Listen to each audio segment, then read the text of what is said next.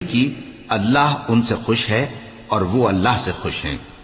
اور اس نے ان کے لیے باغات تیار کیے ہیں جن کے نیچے نہریں بہہ رہی ہیں،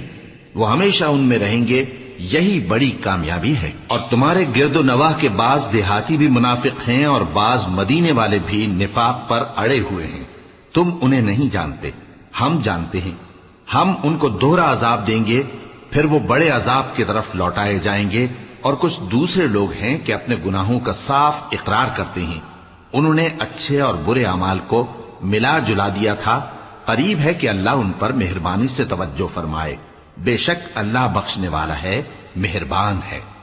ان کے مال میں سے زکوٰۃ قبول کر لو کہ اس سے تم ان کو ظاہر میں بھی پاک اور باطن میں بھی پاکیزہ کرتے ہو، اور ان کے حق میں دعائے خیر کرو کہ تمہاری دعا ان کے لیے موجب تسکین ہے، اور اللہ سننے والا ہے، جان